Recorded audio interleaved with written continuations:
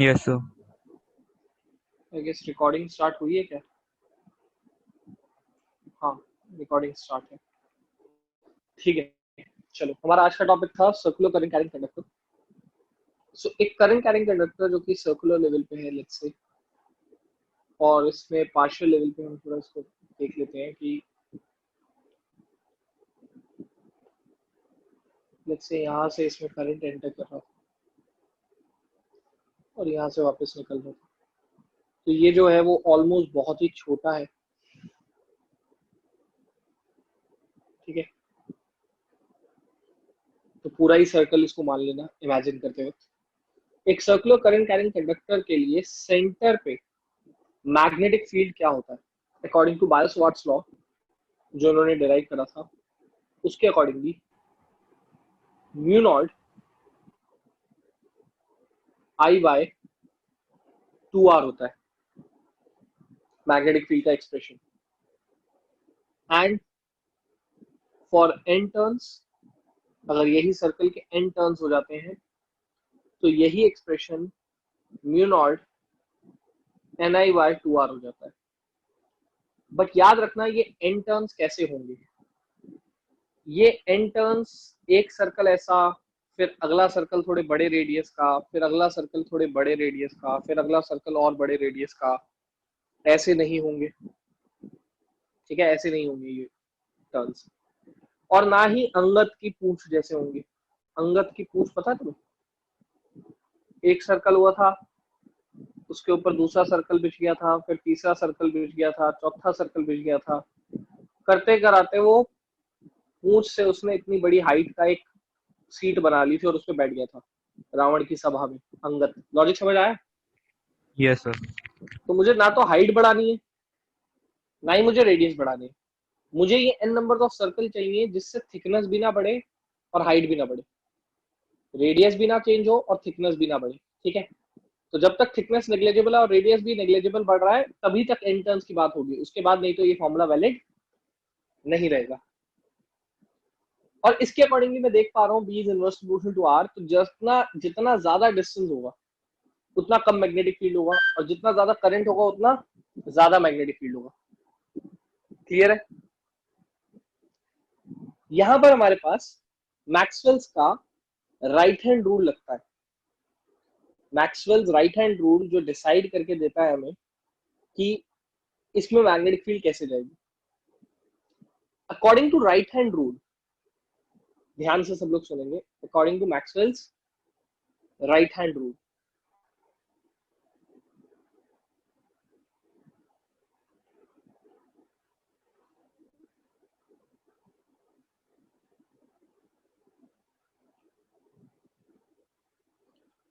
Curl your fingers.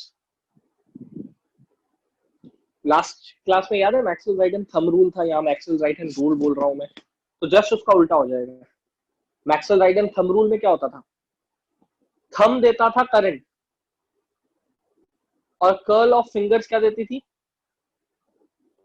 Magnetic field. Maxwell right hand rule में मैंने कहा उल्टा हो जाएगा। अब कर्ल देगा करंट और थंब देगा मैग्नेटिक फील्ड, कोई दिक्कत? Curl your fingers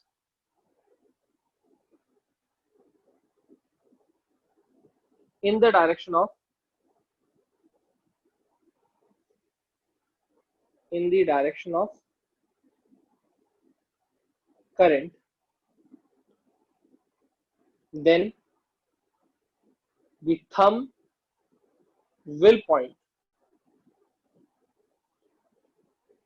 the direction of magnetic field। अगर हम कर्ल करते हैं अपनी डायरेक्शन को करंट की डायरेक्शन में, तो थंब जो होता है वो क्या देगा हमें? Magnetic field. ये मैक्सवेल राइट हैंड रूल ने कहा है। इसके हिसाब से जरा सब बच्चे इस फिगर में, अगर स्क्रीन पे आपको दिख रहा है, तो राइट हैंड की फिंगर्स को कर्ल करना करंट की डायरेक्शन में, तो थंब बताओ कहाँ जा रहा है तुम्हारा? सेंटर पे थंब कहाँ जा रहा है? अगर कर्ल अपनी फिंगर्स को ऐसे करते हो तो सेंटर पे कहाँ जाता है, जल्दी बताओ। अच्छा ये बता दो क्लॉकवाइज है या एंटी क्लॉकवाइज है, चलो ये बता दो। करंट क्लॉकवाइज है एंटी क्लॉकवाइज? क्लॉकवाइज है। क्लॉकवाइज। ठीक है, क्लॉकवाइज है मान लेते हैं। अब जरा ये देखना जरा, क्या कैमरा ऑन है? Yes sir.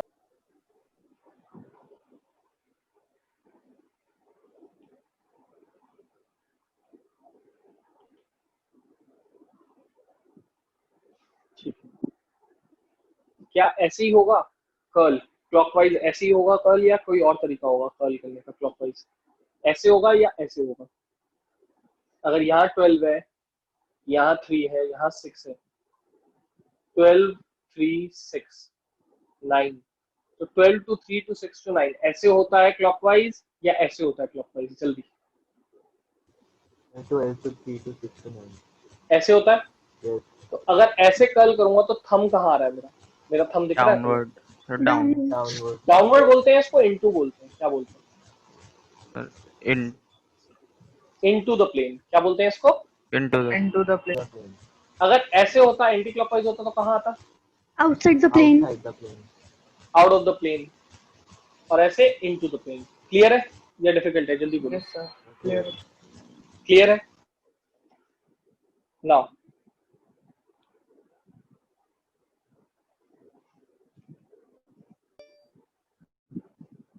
आई होप आप समझ गए होगे ये इनटू द प्लेन है। एंड व्हेन वी से इनटू द प्लेन तो हम क्या बनाते हैं?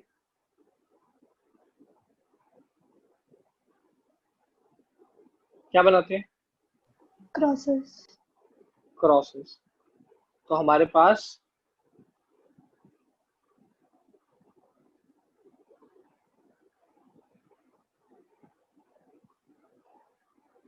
बहुत सारे क्रॉसेस हैं।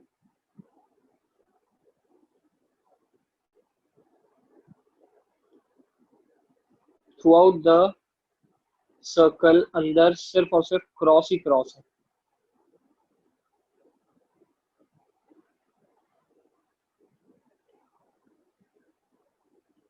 मतलब through out the inside the circular loop सिर्फ क्या हो रहा है? मैग्नेटिक फील्ड अंदर जा रही है। क्लियर है सबको ये बात? अब एक बात बताओ, अगर मैग्नेटिक फील्ड यहां से अंदर जाएगी तो मैग्नेटिक फील्ड क्लोज्ड होती है नहीं होती? एक प्रॉपर्टी पढ़ी थी ना लास्ट क्लास में, क्लोज्ड एंड कॉन्टिन्यूअस, कुछ याद आया? यस ये प्रॉपर्टी पढ़ी थी, क्लोज्ड एंड कॉन्टिन्यूअस। क्लोज होने के लिए अगर यहां से अंदर जा रही है तो कहीं से घूम के वापस यहाँ आएगी या नहीं आएगी? आएगी। तो चलो फिर दोबारा देखते हैं इस चीज को।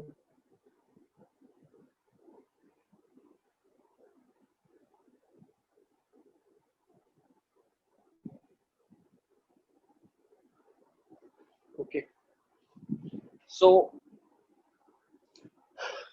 यहाँ पर ये वो सर्कुलर लूप है, दिख रहा है सबको? ये सर्कुलर लूप है। यस तो अगर सर। मैग्नेटिक फील्ड यहाँ से अंदर जाएगी तो यहाँ से घूम के वापस आएगी ना, फिर यहाँ से जाएगी, फिर यहाँ से घूम के वापस आएगी। कितने लोगों को समझ में आ रहा है? समझ गया सर। यहाँ से अंदर और तो यहाँ वहां से बाहर आएगा। परफेक्ट, तभी तो क्लोज मिनी होगी। सर्कल बन रहा है। मिनी सर्कल या कंप्लीट सर्कल बनेगा दोस्त? Continuous complete mini circle. मतलब छोटा सा, मतलब वो जो उससे थोड़ा सा छोटा साइड में। हाँ, लेकिन हाँ। ये छोटा नहीं बनेगा। याद है बैंगल वाली बात लास्ट क्लास से? बैंगल वाली बात याद है? हाँ सर, ये याद है। सब अपने अपने सर्कल्स बनाएंगे। क्लियर है? हम्म।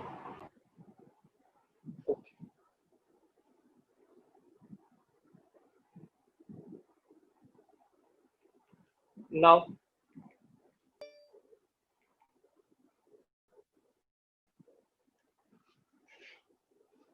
इसकी जरा एक फील लेते हैं, लेकिन डेंस नहीं, उतना नहीं कि फिगर एकदम बेकार दिखे। हम सिर्फ उतना ही बनाएंगे जिससे कि थोड़ी 3D फील आ सके।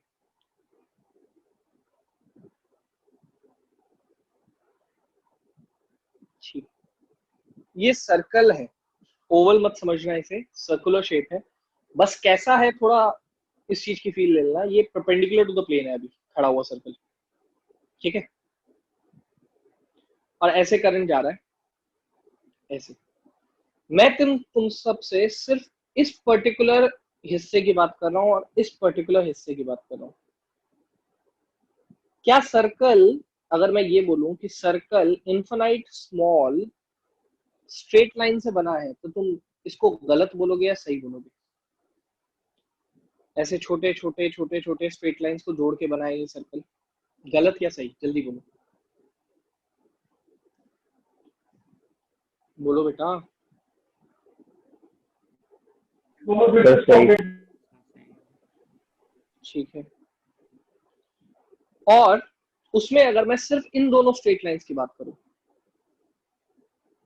तो इन दोनों को थंब, अगर ये छोटा स्ट्रेट लाइन है, ये थोड़ा छोटा स्ट्रेट लाइन है, इस डायरेक्शन में थंब रखोगे तो यहाँ पर क्या आएगा? फिंगर का कर्ल अंदर आएगा या बाहर जाएगा? जल्दी बोलो। एट द सेंटर, तुम्हारे हिसाब से इस छोटे से स्ट्रेट कंडक्टर के थ्रू जिसमें करंट ऐसे जा रहा है, यहाँ पर थंब रखोगे और कर्ल करना चाहोगे सर्कल के सेंटर पे, तो फिंगर्स तुम्हारी कर्ल नीचे की साइड जाएंगी या ऊपर की साइड? जल्दी बोलो। सर नीचे की साइड। परफेक्ट। जरा यहाँ पर थंब रखना, इस डायरेक्शन में थंब रखना अपने राइट हैंड का, और फिर कर्ल करना फिंगर्स, फिर दोबारा बताना नीचे की साइड जा रही है ऊपर की साइड। ऊपर की साइड।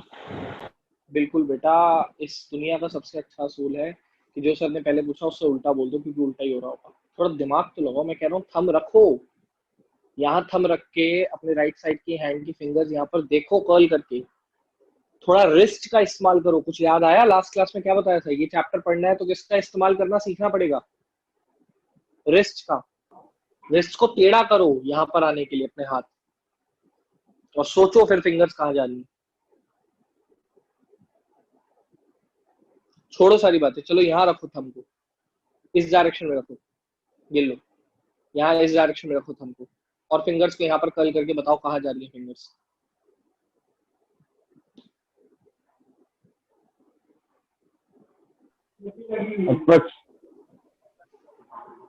नहीं? चलो ये लो तुम्हारे लिए फिर दोबारा।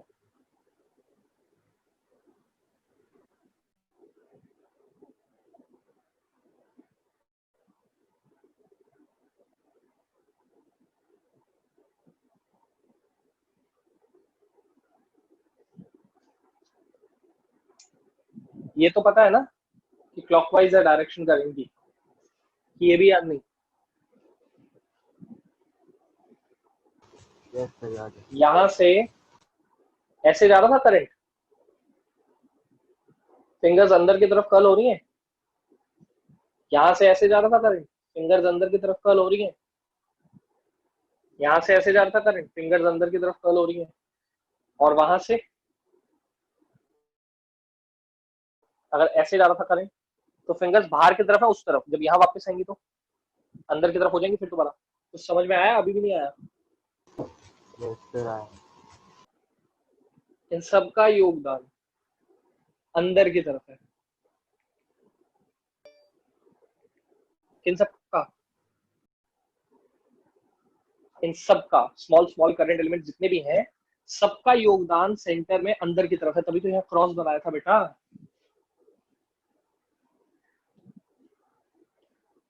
तो ये रहा मैग्नेटिक फील्ड सेंटर में सबका, सबने अंदर की तरफ दिया अपना कंट्रीब्यूशन। सबने जब यहाँ से अंदर की तरफ अपना कंट्रीब्यूशन दिया होगा, तो सबने अपना अपना वापस बुलाया होगा ना सर्कल। इसने वापस बुलाया होगा, इसने अपना कंट्रीब्यूशन यहाँ से वापस बुला के फिर भेजा होगा, इसने अपना यहाँ से वापस बुला के भेजा होगा, इसने भी अपना यहाँ से बुला के। समझ में आया कितना डेंस और कितना बेकार बनेगा फिगर? इसलिए सिर्फ दो small straight current carrying conductor की बात कर रहा हूँ मैं, बहुत सारे की बात नहीं कर रहा। यहाँ तो इन्फिनाइट है तो बहुत बेकार बन जाएगा। ये इधर भी कोई मैग्नेटिक फील्ड देगा,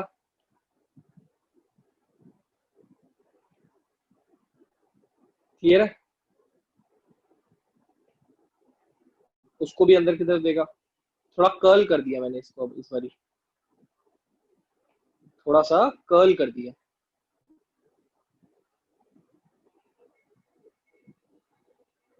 क्यों कर्ल कर दिया? ये बताने के लिए कि जब भी एक कोई मैग्नेटिक फील्ड देता है तो उसको वापस जरूर बुलाता है, कहीं ना कहीं से वो कर्ल होके वापस जा रही होगी मैग्नेटिक फील्ड। ठीक है, और जितना करीब जाते जाओगे इस स्मॉल करंट कैरिंग कंडक्टर के, मैग्नेटिक फील्ड उतनी ही ज्यादा स्ट्रांग होती जाएगी, क्योंकि डिस्टेंस क्या होता जाएगा? कम। लॉजिक क्लियर है? ये मैग्नेटिक फील्ड समझ में आई? ये मैग्नेटिक फील्ड किसकी है? ये सारी मैग्नेटिक फील्ड किसकी है? इस स्मॉल करंट कैरिंग कंडक्टर की। इसकी क्या होंगी? इसकी इस तरफ होंगी।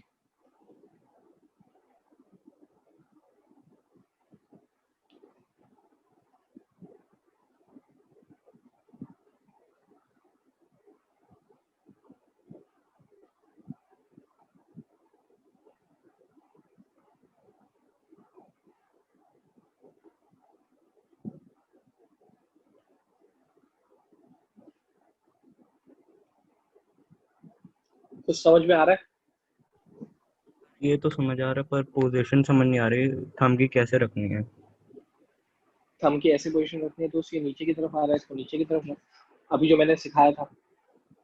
और इनफैक्ट तेरे को किसी की भी थंब की नहीं आ रही, या एटलीस्ट इसकी तो समझ में आ रही है। इसके वक्त तो बोला था ना अंदर की तरफ होगा, इसके वक्त तो बोला यस था ना सर। कि यहाँ से अंदर की तरफ जाएगी। तो जब एक की आ जाएगी तो सबकी अंदर ही जाएगी यार, सबके अंदर जाएगी। अपने हाथ में अगर कड़ा पहना है तो उसको उतार के देख, एक की अगर अंदर जा रही होगी तो पूरे सर्कल में घूम ले, कहीं मर्जी अंदर जाएगी। जैसे मैंने कहा था ना सर्कल के सारे इंटू जा रही है, देखिए सारी इंटू जा रही है, लेकिन क्या इंटू ही जाती है? क्या घूम के वापस नहीं आती? मैं यही यहाँ पर बात पूछ रहा था पहले, अब बस बना के दिखा रहा हूँ। तो इनसाइड द सर्कल वो इनटू द पेज जा रही है, लेकिन तुम आउटसाइड को देखो जरा, ये आउटसाइड द सर्कल है, ये आउटसाइड द सर्कल है, क्या इनटू जा रही है, आउट ऑफ द पेज आ रही है? क्योंकि मैग्नेटिक फील्ड को क्लोज होना होता है। अच्छा दूसरी चीज, क्या सिर्फ यही क्लोज हो रही है? क्या ये क्लोज नहीं हो रही? सर हो रही है। हो रही है, कहीं दूर से होके आ रही होगी, हो रही होगी लेकिन डेफिनेटली। और क्या इतने ही, क्या यही करंट एलिमेंट के ऐसे सर्कल है? क्या इस वाले के नहीं है? क्या इस वाले के,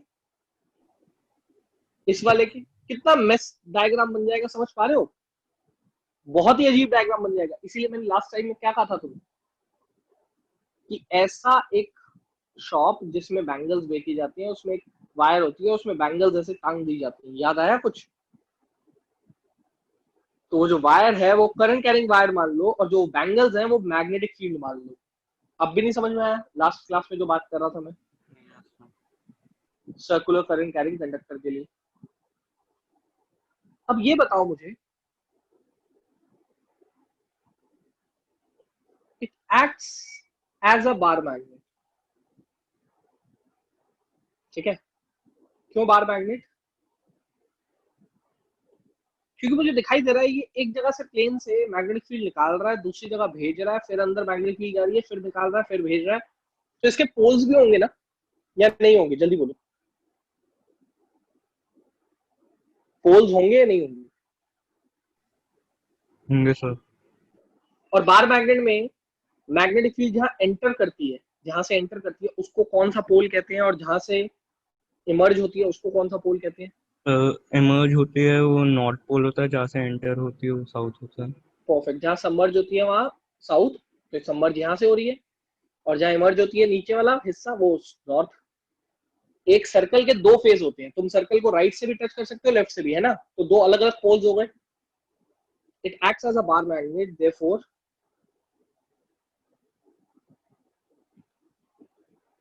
it requires a rule to justify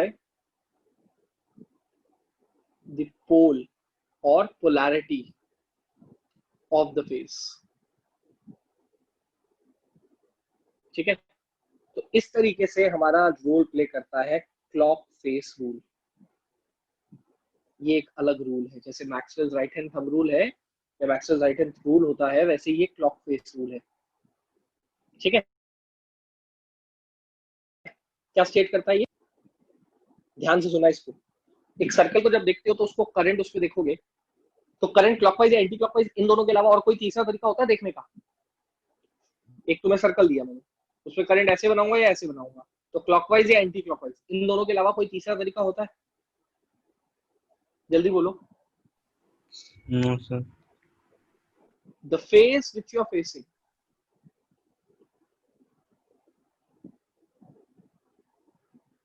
the face which you are facing, if current flows in clockwise direction, क्या ये बताओ ये क्लॉकवाइज है या नहीं है? यस सर, क्लॉकवाइज है। कहां से देखने में क्लॉकवाइज है? ऊपर से देखने में क्लॉकवाइज है या नीचे से देखने में क्लॉकवाइज है? सोचो जरा। ऊपर से इस पे नजर डाल रहे हो तो क्लॉकवाइज दिख रहा है, या नीचे से नजर डालोगे तो क्लॉकवाइज दिखेगा? और नीचे से सोचो। ऊपर से। अच्छा ये क्या है? घड़ी का कौन सी सुई है ये बता दो चलो। ये कौन सी सुई है? क्लॉक मतलब समझ रहे हो ना, आर। ये कौन सी सुई है, ये कौन सी सुई है, ये कौन सी सुई है? क्या लग रहा है, क्या टाइम है? जल्दी बोलो। सर 12,369। तो 12,369 देखने से ऊपर से 12,369 दिख रहा है ये, या नीचे से 12,369 दिखेगा? सर ऊपर से दिखेगा। तो फिर कहां से दिख रहा है क्लॉकवाइज? ये ऊपर से। The face which you are facing, जिस जगह से तुम उस फेस को देख रहे हो, if the current flows in a clockwise direction, नीचे से देखूंगा बेटा तो ये दिखेगा 12, ये दिखेगा 3, ये दिखेगा 6, ये दिखेगा 9, सॉरी ये 12 दिखेगा, ये 3 दिखेगा, ये 6 दिखेगा, ये 9 दिखेगा। नीचे से तो एंटी क्लॉकवाइज दिखेगा। Face which your current flows in a, then that face has south polarity। उस फेस को जहां से तुम देख रहे हो, अगर वहां पर क्लॉकवाइज डायरेक्शन दिख रही है तुम्हें करंट की, तो उसकी साउथ पोलैरिटी है। एल्स मतलब एंटी क्लॉकवाइज हुआ, देन नॉर्थ पोलैरिटी। अच्छा सोचो ये बात कि ये स्टेटमेंट भूलने के चांसेस कितने हैं? बहुत इजी है इसको भूलना कि यार क्लॉकवाइज का साउथ था या क्लॉकवाइज का नॉर्थ था, या एंटी क्लॉकवाइज का साउथ था एंटी क्लॉकवाइज का नॉर्थ था। भूलने के चांसेस इजी है। इसके लिए एक तरीका है, कुछ नहीं करो, खाली 2 सर्कल बनाओ। एक में क्लॉकवाइज डायरेक्शन करंट का लिख दो, एक में एंटी क्लॉकवाइज डायरेक्शन करंट का लिख दो। ऐसे होते हैं ना क्लॉकवाइज एंटी क्लॉकवाइज, ये क्लॉक हो गया और ये एंटी क्लॉक हो गया। कोई दिक्कत? जल्दी बोलो। No sir. ठीक है, अब दोनों में ही एस लिख दो। क्या लिख दो दोनों में? एस। दोनों में ही एस लिख दिया मैंने। एस के एंड में एरो लगाओ, ठीक है? एस अल्फाबेट के एंड में एरो लगाओ। इसके एरो इसका साथ देते हुए दिख रहे हैं या नहीं दिख रहे? जल्दी बोलो। करंट के एरो इस अल्फाबेट के एरो का साथ देते हुए दिख रहे हैं? यस सर, दिख रहा है। जरा इसमें देखना, अल्फाबेट नो का एरो सर। इधर है, करंट का एरो इधर No, है। sir, अल्फाबेट का opposite एरो है। इधर है, opposite। तो ये फिट नहीं बैठ रहा है, ये फिट बैठ रहा है। कौन सही है? ये सही है और ये क्या है? गलत। कोई दिक्कत? जल्दी बोलो। No sir. No, sir. ठीक है। अच्छा जरा अब इसमें एन, अगर ये गलत है कि इसमें एस फिट नहीं बैठ रहा है, जरा एन फिट बैठ के बिठाते हैं, देखते हैं, हो सकता है एन फिट बैठ जाए।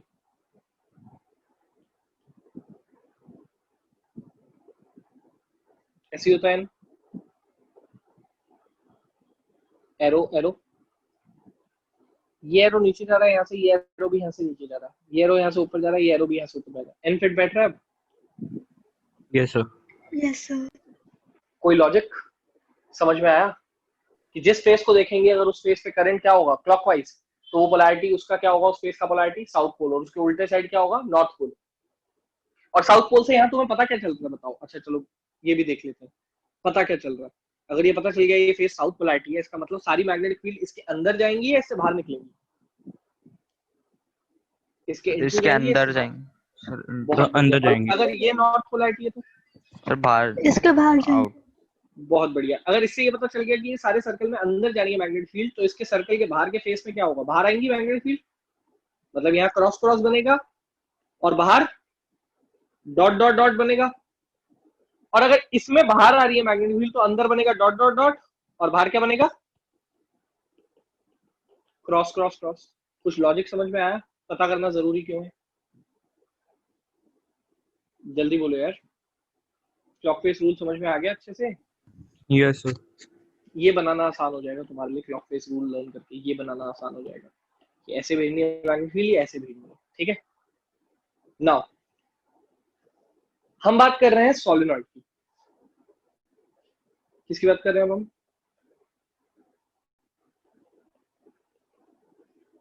सोलेनॉइड।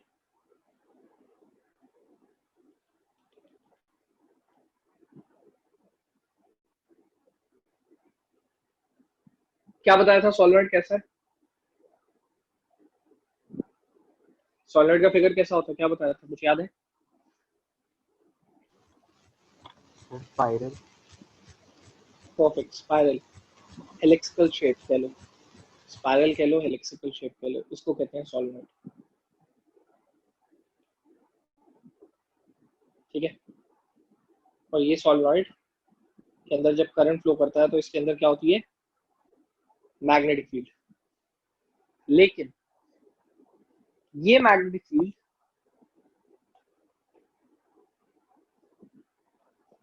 तभी आएगी जब करंट फ्लो करेगा, नहीं करंट फ्लो करेगा तो नहीं आएगी। अब वो मैग्नेटिक फील्ड लाने के लिए जब मुझे करंट फ्लो करवाना ही है तो मैं इसका थोड़ा अच्छा फिगर बनाता हूँ ताकि मैं मैग्नेटिक फील्ड अच्छे से मेंशन कर सकूं। ठीक है, थोड़ा सा 3D शेप देने की कोशिश करूंगा। आई डोंट नो दे पाऊंगा नहीं दे पाऊंगा, लेकिन कोशिश करूंगा।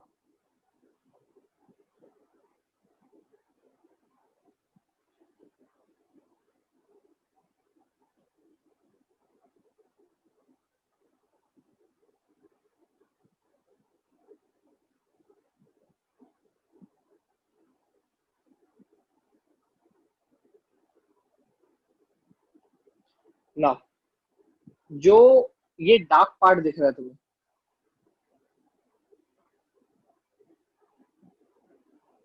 और ये डॉटेड पार्ट दिख रहा है, दोनों में हेलिक्सिकल है शेप, स्पाइरल है, तो दोनों में कुछ फर्क दिख रहा है या दोनों ही सेम दिख रहे हैं? कुछ फर्क पता लगा पा रहे हो? कुछ ऐसा लग रहा है, फील आ रहा है कुछ कि ये स्पाइरल कैसा है? बताओ जल्दी। फील नहीं आ रहा तो बकवास है फिर ये डायग्राम। Yes sir. फील आना चाहिए। क्या फील आ रहा है बताओ, इस डार्क पार्ट से और ये डॉटेड पार्ट से क्या फील आ रहा है? जल्दी बोलो। तो ये डार्क पार्ट 3D है। हाँ हाँ, लेकिन कैसा, मतलब समझ और में? जैसे एक करंट जैसे और डार्क वाले में ऊपर से नीचे आ रहा है, लाइट वाले में नीचे से ऊपर जा रहा है। अच्छा, यही फील आ रहा है बेटा। चलो मैं बता देता हूँ मैंने ये क्यों बनाया है। डार्क वाला पार्ट आपके बाहर की तरफ है, जो मेरा स्क्रीन है उसके बाहर की तरफ है, और डॉटेड वाला पार्ट स्क्रीन के अंदर घुस के आ रहा है। कुछ समझ में आया? मैंने स्पाइरल स्क्रीन पे रख दिया कुछ इस कदर, स्पाइरल स्क्रीन में समझ लो मैंने इमर्ज करवा दिया कुछ इस कदर कि डार्क वाला पार्ट बाहर है स्पाइरल स्क्रीन के, और डॉटेड वाला पार्ट जो स्पाइरल का है वो स्क्रीन के अंदर घुस गया। कुछ समझ में आया? नहीं समझ में आया? चलो ठीक है। फोन के ऊपर एक फिंगर, फोन के ऊपर एक फिंगर रखो अपने फोन के स्क्रीन पे या आईपैड की स्क्रीन पे या किसी भी उस पे स्क्रीन पे जिस पे भी देख रहे हो। क्या वो फिंगर अंदर इंसर्ट करवा सकते हो तुम? क्या वो फिंगर अंदर इंसर्ट करवा सकते हो? फोन के स्क्रीन के आर पार ले जा सकते हो? No sir. नहीं ले जा सकते ना। मैं इसी स्पाइरल को स्क्रीन के आर पार ले जाने की बात कर रहा हूँ, कुछ इस कदर कि आधा पार्ट स्क्रीन के उस तरफ है और आधा पार्ट स्क्रीन के इस तरफ। स्क्रीन के इस तरफ वाला पार्ट डार्क वाला पार्ट है और डॉटेड वाला पार्ट स्क्रीन के अंदर घुस चुका है। लॉजिक समझ आ गया या अभी भी नहीं आया? यस सर, आ गया। ठीक है, ये करंट है फ्रॉम पॉजिटिव टू नेगेटिव। तो मुझे सबसे पहला ये बताओ, ये पूरा का पूरा सोलेनॉइड है, दैट्स ओके, बट ये तो कंप्लीट एक सर्कल जैसा ही है ना, और तो कुछ नहीं है ना ये खास। खाली अगर अकेले की बात करूं तो एक सर्कल जैसा ही है ना। सर्कल के लिए कौन सा रूल लगता है? Maxwell right hand rule. जरा फिंगर को कर्ल करना इस करंट के अकॉर्डिंगली, और थंब देखना किस साइड आता है। थंब सेंटर पे किस साइड आता है, राइट को जाता है थंब या लेफ्ट को जाता है थंब, देखो जरा।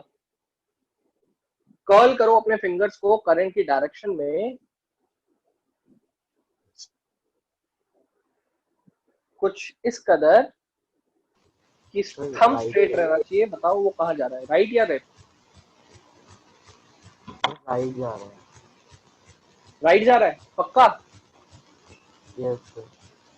अच्छा पार्थ, यहाँ पर आखिरी वाले सर्कल पे करियो जरा, आखिरी वाले सर्कल पे यही चीज कर्ल फिर दोबारा।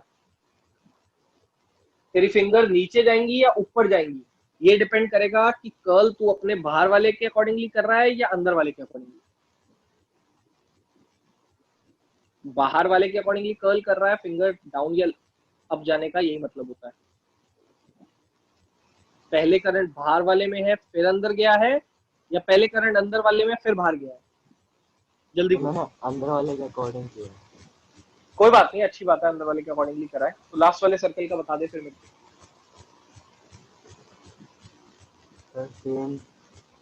सेम आंसर, बहुत बढ़िया। तो जब पहले वाले सर्कल का और आखिरी वाले सर्कल का दोनों के मैग्नेटिक फील्ड का आंसर सेम है, तो इन सबका भी सेम ही होगा। Yes sir. क्या है वो answer? Sir thumb right side जाएगा, मैग्नेटिक। हम राइट साइड में जाएगा, तो मैग्नेटिक फील्ड राइट साइड में जाएगी। कोई दिक्कत इसमें किसी को? ये तो समझ आ गया, पर थंब की पोजीशन अभी भी नहीं आई। थंब की पोजीशन अभी भी समझ नहीं आई।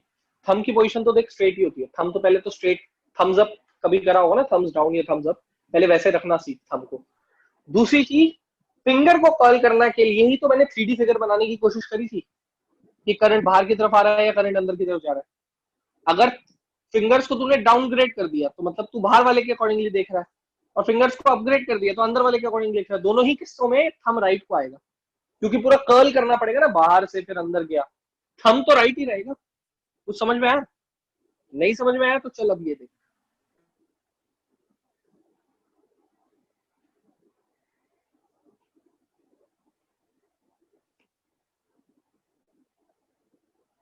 ये अंदर से आया है और बाहर की तरफ करंट। अब बता फिंगर्स कैसे कर्ल करेगा। कर्ल इस कदर करेगा कि जब तेरी फिंगर्स तुझे पॉइंट कर रही होंगी, तुझे पॉइंट करने का मतलब क्या है, जब तेरी फिंगर्स इससे डील कर रही होंगी तो अप होना चाहिए, और जब तेरी फिंगर्स उससे डील कर रही होंगी तो डाउन होना चाहिए। तो कर्ल कुछ इस कदर करेगा। तो देख थंब कहाँ आएगा, राइट हैंड का, इसमें कर्ल कर। फिंगर्स इनटू द स्क्रीन जाके फिर आउट ऑफ द स्क्रीन आने के लिए कभी भी अगर नहीं समझ में आया तो उसका ऑपोजिट करके देख लिया कर। अब भी नहीं समझ में आ रहा बात? तब कर रहा हूँ मैं। चल मैं करता हूँ, तो रुक।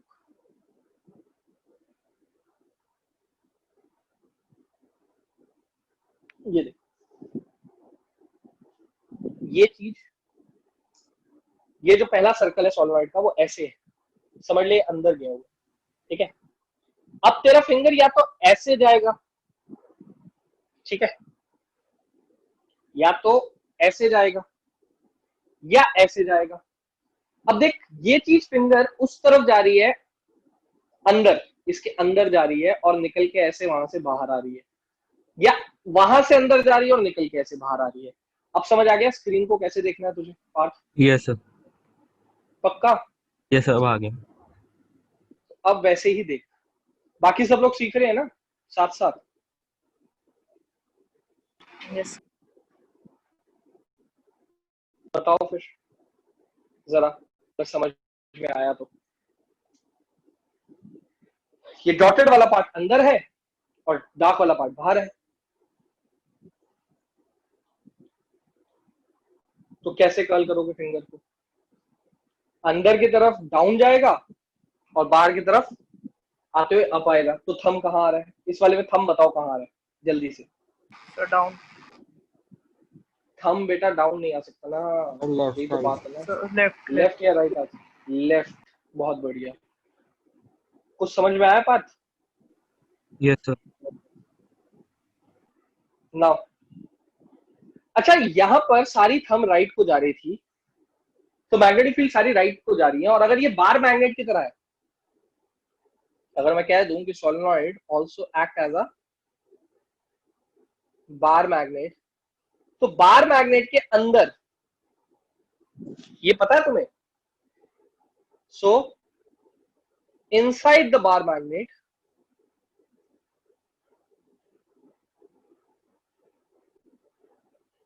magnetic field is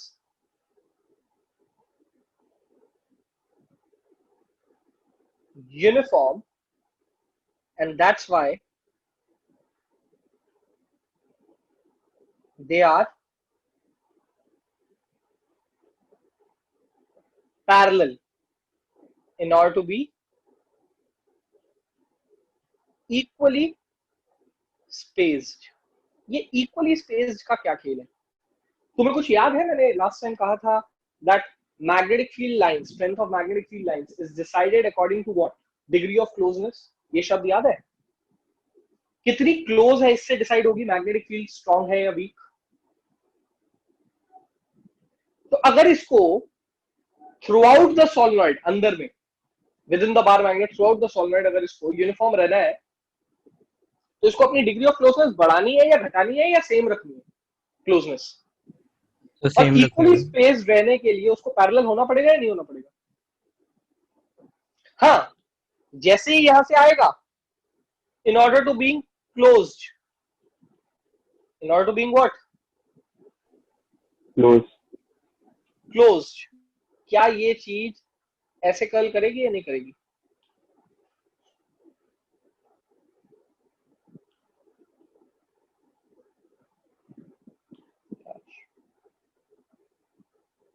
परफेक्ट, कुछ तो हुआ। ऐसे कर्ल करेगी या नहीं करेगी?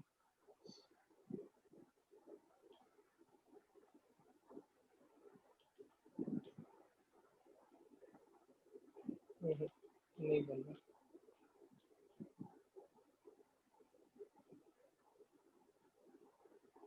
चलिए, जितना बन गया बन गया। तो यहां से बाहर आई, फिर यहां से वापस चली गई। ऐसे ही होता है ना बार बार,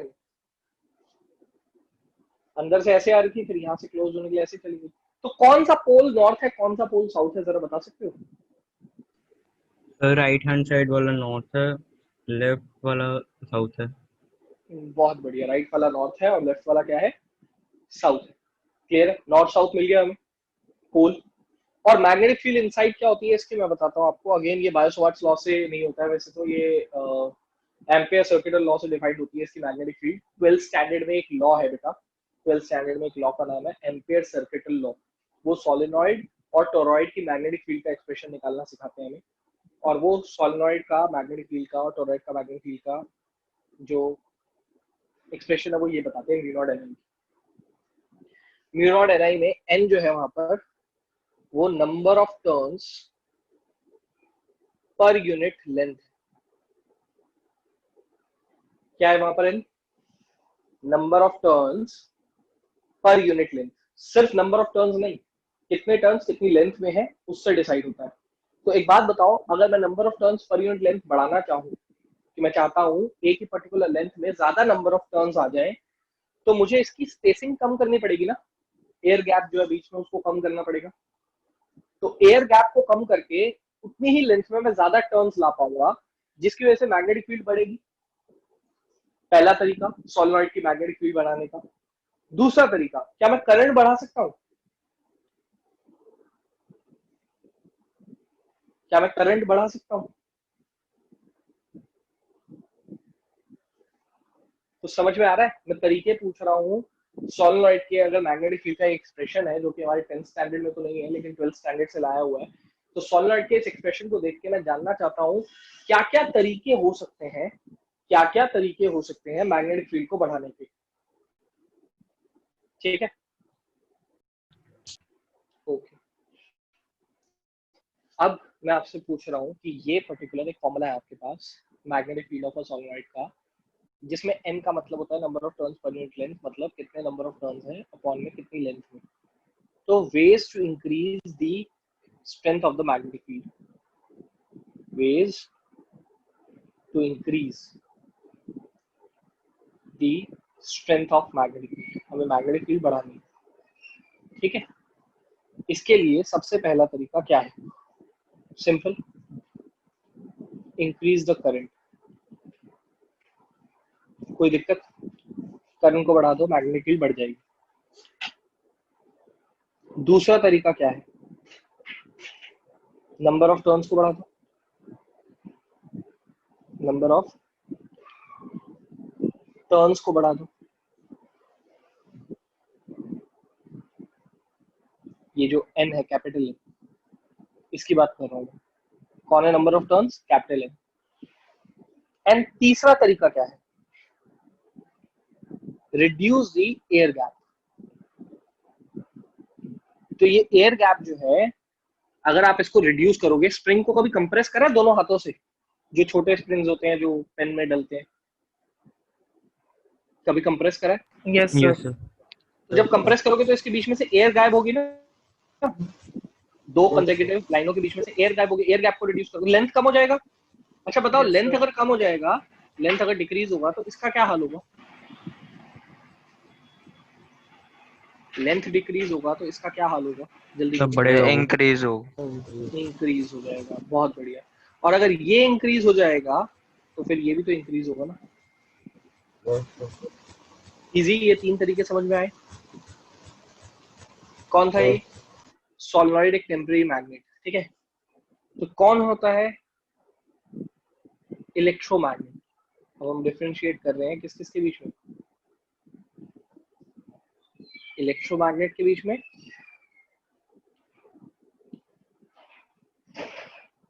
और परमानेंट मैग्नेट के बीच में डिफरेंसेस हैं। सबसे पहला और सबसे basic difference,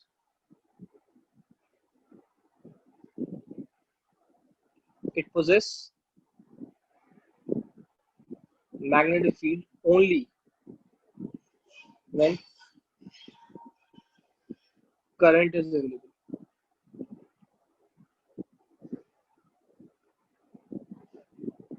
It possess naturally and always. इसके साथ क्या है दूसरा तरीका? It can change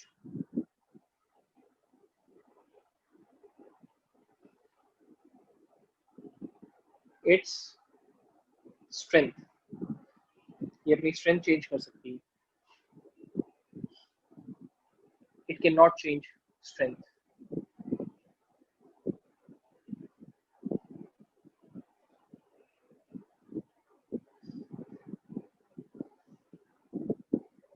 ये strength change नहीं कर सकती। तीसरा तरीका, it can also change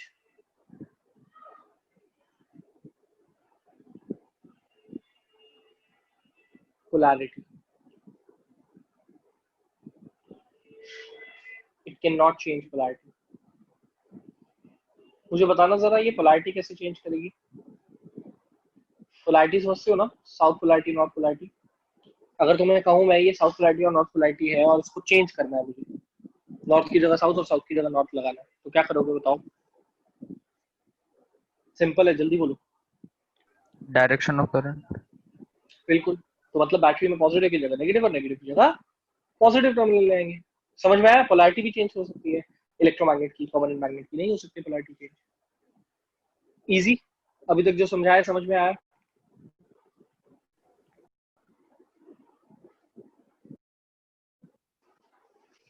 so basically अब जो मैं आपको बता रहा हूँ ये थोड़ा आउट ऑफ द वे है, बट इसको करना जरूरी है बेटा, ठीक है। थोड़ा आउट ऑफ द वे मतलब थोड़ा सा यू कैन से दैट कि अपर लेवल की चीज है, लेकिन इसको करे बिना समझ में नहीं आएगा। Lawrence force. So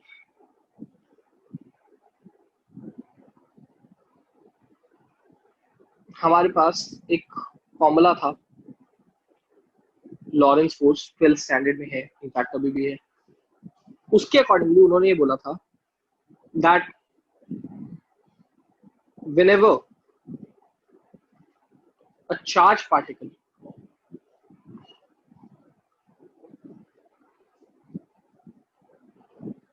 enters in a magnetic field,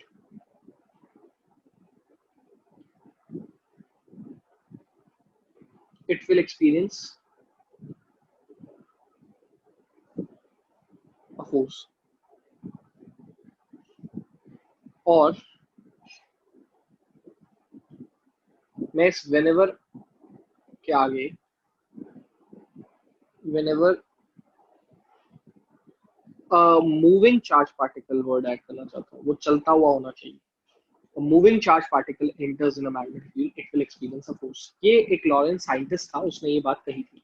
इस बात को समझने में कोई बहुत ज्यादा मुशक्कत तो नहीं लगानी पड़ रही ना। एक चार्ज पार्टिकल जो एंटर करता है तो उसके ऊपर फोर्स लगेगी। कोई दिक्कत यहाँ तक किसी को?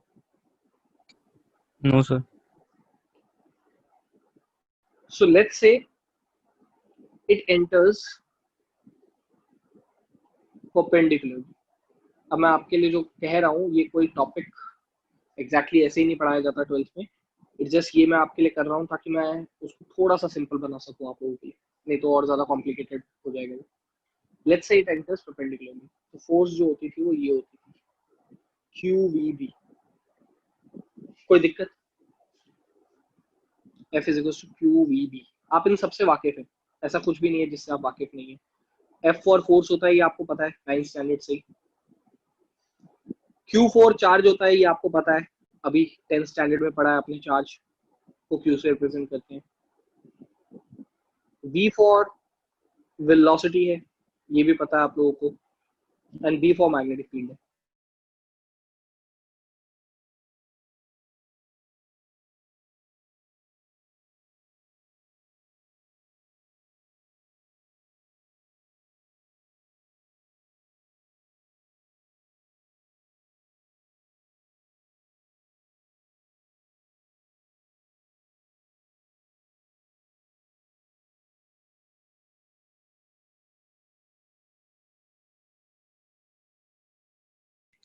सर आप कुछ बोल रहे हो क्या?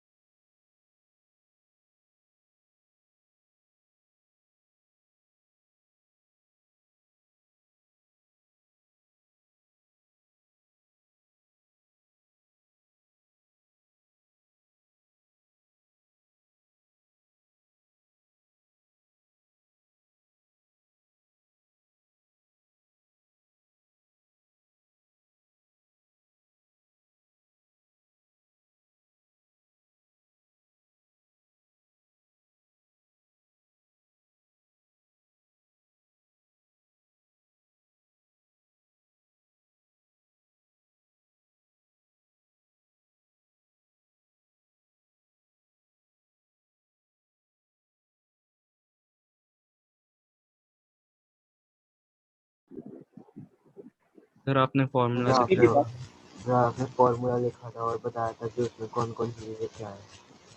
ओके, तो मैंने फॉर्मूला लिखा था और ये बताया था कि क्या क्या चीजें क्या क्या रिप्रेजेंट करती हैं, लेकिन ये कोई मुश्किल फॉर्मूला नहीं है। ये बोला उसके आगे जब स्क्रीन थोड़ी वैसी हो गई थी, ये कोई मुश्किल फॉर्मूला नहीं है। अभी तो बहुत छोटी सी चीज बताई है, अभी तो मैं और बड़ी चीजें बोलने वाला हूँ जो कि फेरी टेल लगने वाली है। ठीक है,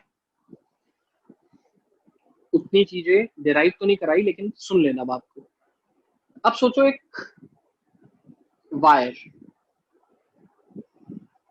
ठीक है,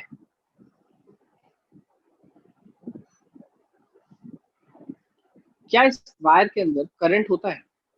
अगर करंट ट्रेवल कर रहा होगा तो करंट ट्रैवल तभी नहीं करता जब इलेक्ट्रॉन्स आई गेस या चार्जेस जो होते हैं वो ट्रैवल करते हैं, फ्लो करते हैं। आई ऐसे तभी ट्रैवल करेगा जब अंदर के फ्री इलेक्ट्रॉन्स इस तरफ जाएंगे, तभी तो इस तरफ आई जाएगा। कितना क्लियर है ये बात? Yes sir. और ये भी एक एक्सिस है और ये भी एक एक्सिस है, ठीक है।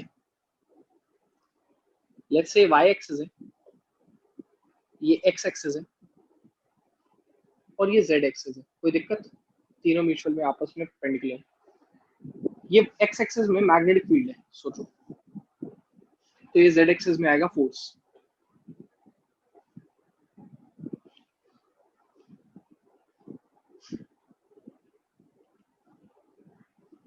अब जब ये इलेक्ट्रॉन्स इसके अंदर जा रहे हैं तो चार्ज कैसे पता चलता है? चार्ज कैसे पता चलता है? क्या चार्ज डेंसिटी नाम की चीज होती होगी? Number of electrons per unit volume, F। Q को N into E into A लिख दिया मैंने, N into A into N into E into A into L लिख दिया। बताता हूँ क्यों लिखा Q के लिए ये चीजें। लेट्स से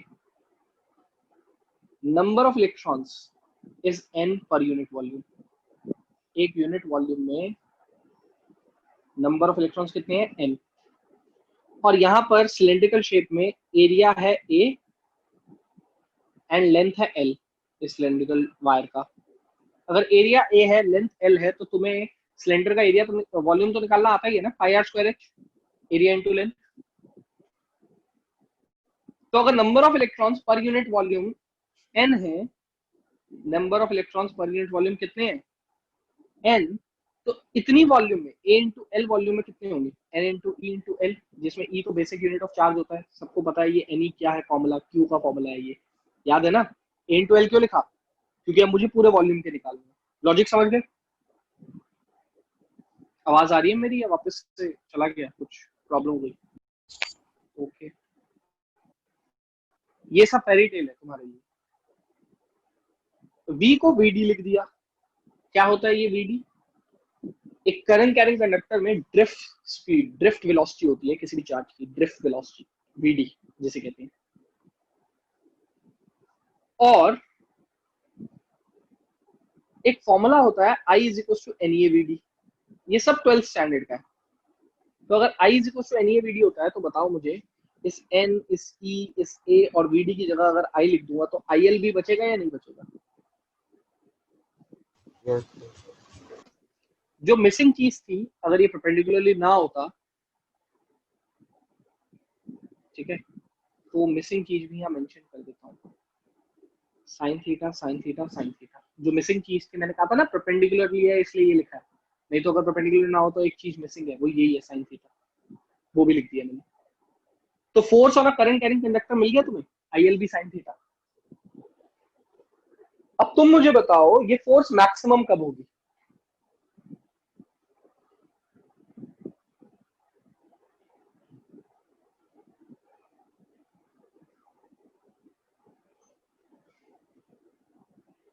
F मैक्सिमम होगी when sin theta is maximum।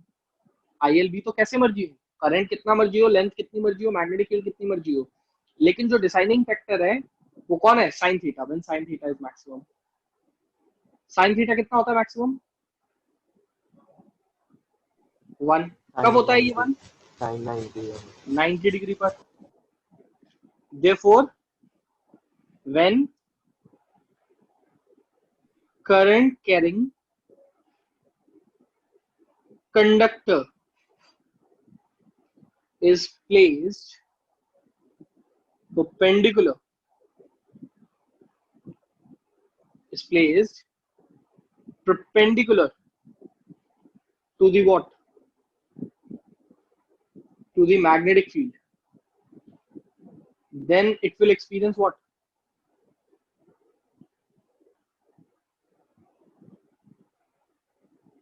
Maximum force. Maximum force. If it is placed along it,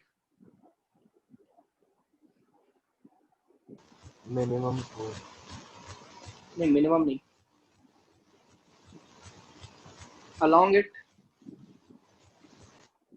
then force will be 0। along का मतलब क्या होता है? थीटा कितना हो जाएगा? 0 डिग्री हाँ यस सर, साइन 0 हो जाएगा। और साइन 0 क्या होता है? 0 0 इंटू एनीथिंग विल बी 0। फिर कितना मर्जी ज्यादा करंट हो, कितनी मर्जी तगड़ी मैग्नेटिक फील्ड हो, कोई फर्क नहीं पड़ता, उस करंट कैरिंग कंडक्टर पे कोई फोर्स नहीं लगेगी अगर वो उसके अलाउंग पड़ा होगा तो, क्योंकि साइन 0 0 हो जाता है। लॉजिक क्लियर है? Force on a current carrying conductor, जल्दी बोलो। Yes sir. जरा यहाँ पर किकिंग एक्सपेरिमेंट देखो। किकिंग एक्सपेरिमेंट में ये जो डॉट है ना, ये डॉट दिख रहा है सबको यहाँ पर? ये जब तक डॉट नहीं था तब तक ये ऐसे पड़ा था वायर, तब तक ये वायर ऐसे पड़ा था। जैसे ये डॉट बनाया, इसमें करंट फ्लो करा, इसमें एक फोर्स लगी इस तरफ इस वायर में, और ये ऐसे ऑसिलेट करने लगा, ये ऐसे हो गया। फिर बंद करा तो ये वापस आया, फिर ऑन करा ये ऐसे गया, तो ऐसे ही ऑसिलेट करने लगा। It's a kind of kick मार रहा है वायर, एक तरह से लात मार रहा है, इसीलिए इस एक्सपेरिमेंट का नाम क्या रखा? Kicking wire experiment. और इसकी डायरेक्शन ऑफ फोर्स कैसे निकाली कि बाहर जाएगी? फ्लेमिंग्स राइट हैंड रूल से। ये दिख रहा है Fleming's left hand rule, sorry not right hand rule, Fleming's left hand rule. ये दिख रहा है फ्लेमिंग्स लेफ्ट हैंड रूल। कैसे होता है ये फ्लेमिंग्स लेफ्ट हैंड रूल,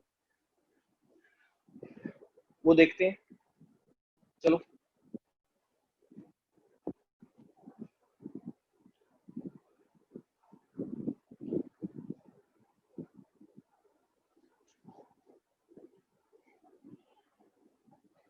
सब लोगों को ये दिख रहा है मेरा हाथ? Yes sir. ये है फ्लेमिंग्स लेफ्ट हैंड रूल। मैं बंद कर रहा हूँ, फिर दोबारा, ठीक है, और मैं फिर दिखा रहा हूँ एक एक करके। सबसे पहले ये फिंगर जो पॉइंट करते हैं, इसको कहते हैं मैग्नेटिक फील्ड। थंब ऊपर होना चाहिए ऐसे, दिख रहा है कैसे होना चाहिए थंब? बचपन में चोर पुलिस खेलते वक्त गन बनाइए, कुछ कुछ वैसे ही। और ये फिंगर, सेंट्रल फिंगर, कुछ समझ में आया? Yes sir. ठीक। तो बेसिकली ये ऐसे, ये ऐसे, ये तीनों आपस में एक दूसरे से परपेंडिकुलर होनी चाहिए। अब तुम सोचोगे ये तीनों परपेंडिकुलर कैसे हैं? ये थंब जो यहाँ है, अगर ये यहाँ लगा होता तो ऊपर की तरफ, तब हो जाते परपेंडिकुलर। इस जगह लगा होता है ये थंब, तो कुछ समझ में आया? जल्दी बोलो। यस चलो, सर। मैंने तो करके दिखा दिया। अब जरा तुम, जरा सब लोग अपने अपने जल्दी से वो ऑन करो। परफेक्ट। पार्थ फेल पक्का होगा तू, दोनों पार्थ जरूर फेल होगे। मैंने 1000 बार कहा है, इस चैप्टर में नर्सरी केजी में हो के आना, लेफ्ट और राइट का पता होना चाहिए तुम्हें। हाँ, बाकी सब लोग जल्दी। कबीर ऑन करा था अभी कैमरा, वापस बंद क्यों कर दिया? ओके सार्थक, I can see you. Ishani से कैमरा ऑन नहीं करना, लेफ्ट हैंड से रूल भी दिखाना है। नहीं दिख रहा, नहीं दिख रहा बेटा, कैमरे में थोड़ा नहीं आ रहा है ईशानी। परफेक्ट बंसीधर, गलत है ईशानी, वी का साइन नहीं बनाना, विक्ट्री नहीं बनानी, परपेंडिकुलर। पहले सारा बंद कर लो, सब कुछ बंद कर लो बेटा। ईशानी सारे हाथ बंद कर लो। कबीर थोड़ा कैमरे में आ जा, परफेक्ट, ठीक है। सिर्फ एक उंगली पॉइंट आउट करो, सिर्फ एक उंगली, एक उंगली बेटा, सिर्फ एक उंगली, हाँ पॉइंट आउट करो स्क्रीन पे, सिर्फ एक बेटा, सिर्फ एक। ईशानी पहले तो कैमरे के सामने बेटा हाथ तो लाओ प्रॉपर्ली, मेरे को दिखे तो, तब तो सिखा पाऊंगा मैं। सब कुछ बंद, हाँ एक उंगली, परफेक्ट। अब थंब खोलो और ऊपर की तरफ, ठीक है। अब सेंट्रल फिंगर जो होना चाहिए वो राइट हैंड की तरफ होना चाहिए। सर आप मुझे देख पा रहे हो? परफेक्ट, अब ठीक है ईशानी, ठीक है। पहले वो विक्ट्री का साइन था, ओके। नहीं अर्जुन, नहीं देख पा रहा हूँ मैं अभी भी, थैंक यू ईशानी, हो गया। नहीं अर्जुन, नहीं देख पा रहा हूँ मेरे भाई, कैमरा शायद गलत साइड है तेरी। नहीं सर, ऑन तो रखा है सर। नहीं नहीं, स्विच लैपटॉप कर, पे। कैमरा स्विच हो सकता है। नहीं नहीं, लैपटॉप पे हो ना। अच्छा पता लैपटॉप। नहीं क्यों नहीं आ रहा। पार साथी सबका हो गया, अंशुल का हो गया। अच्छा इधर किसी का नहीं हुआ ना, सार्थक का हो गया था। राघव कैमरा ऑन नहीं किया अभी तक। विक्ट्री का साइन नहीं राघव, ये जो सेंट्रल फिंगर है वो राइट हैंड की तरफ जानी चाहिए। फोल्ड कर उसको थोड़ा और फोल्ड कर, राइट हैंड, थंब को नहीं, थंब सीधा है। एक तो राघव पहले कैमरा का पोस्चर ठीक कर, सबसे पहले दिखना चाहिए तेरा प्रॉपर। सर लैपटॉप है, ज्यादा मूव नहीं कर सकता। हाँ तो अपनी फिंगर तो मूव कर सकता है, सेंट्रल फिंगर। Yes sir. उस तरफ, बाहर की तरफ नहीं बेटा, अंदर की तरफ। हाँ सीधा कर इसको, सीधा सीधा, हाँ अंदर की तरफ मूव कर और सीधा ही रख, थोड़ा और ऊपर कर। हाँ और अरे बाहर कहाँ ला रहा है उसको, अंदर की तरफ ही रख, सेंट्रल फिंगर को अंदर की तरफ रख, सीधा, लेकिन सीधा। हाँ समझ में आया कि अभी भी नहीं आया राघव? देख ले इस पोस्टर को ध्यान से, ध्यान से इस पोस्टर को देखिए, भूलियो मत। प्रथम देखा, थैंक यू राघव, हो गए। प्रथम भेजू नर्सरी स्कूल में तेरे को? राइट हैंड रूल की बात हो रही है, लेफ्ट हैंड रूल की बात हो रही है? राइट हैंड है। तो फ्लेमिंग्स लेफ्ट हैंड रूल है नाम उसका, सब लोग लेफ्ट हैंड दिखा रहे हैं, तो राइट हैंड क्यों दिखा रहा है?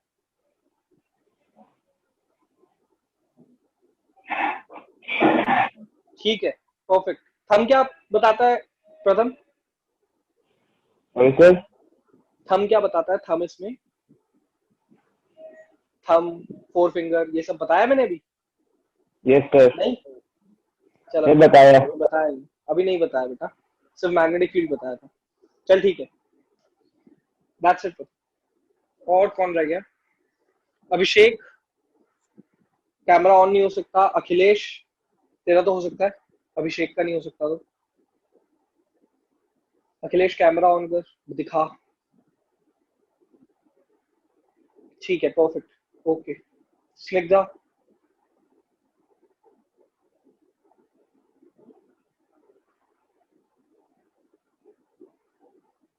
Still can't see you Snigdha. Finger थोड़ा, हाँ हाँ हाँ, ठीक है ठीक है ठीक है, वापस करो। ठीक है, दैट्स इट। ठीक है, थैंक यू स्निग्धा। और कौन रह गया? सब हो गए या कोई रह गया? अभिषेक के अलावा कोई और बच्चा तो नहीं रहा?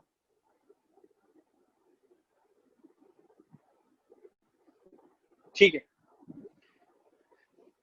दैट्स इट, यही था इसमें। अभी वापस चलते हैं अपने काम पे और बताता हूं मैं कि ये रूल जो है,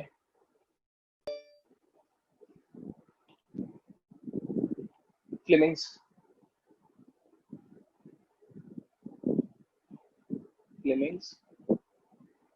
left hand rule.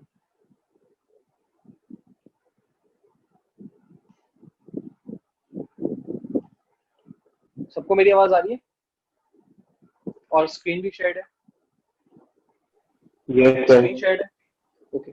States that sir. put thumb, forefinger and central finger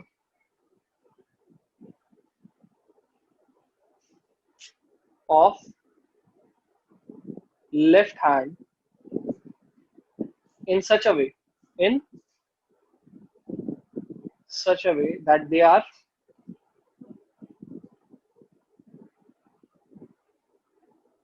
mutually perpendicular to each other, where forefinger is in the direction of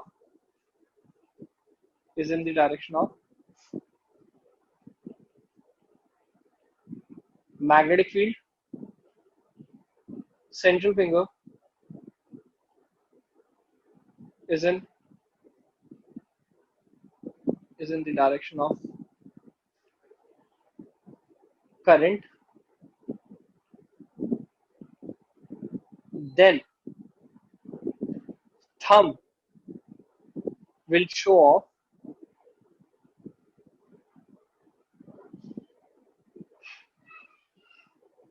force,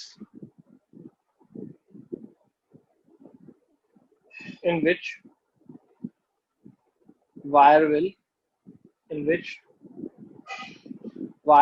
tend to move. ये है Fleming's left hand rule.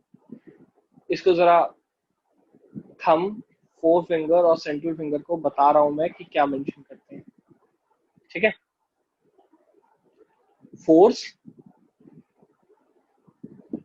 Magnetic field and current. थोड़ा पूरा लिख देते हैं इसको क्योंकि short form किसी और चीज के लिए यूज करना है मुझे। थंब,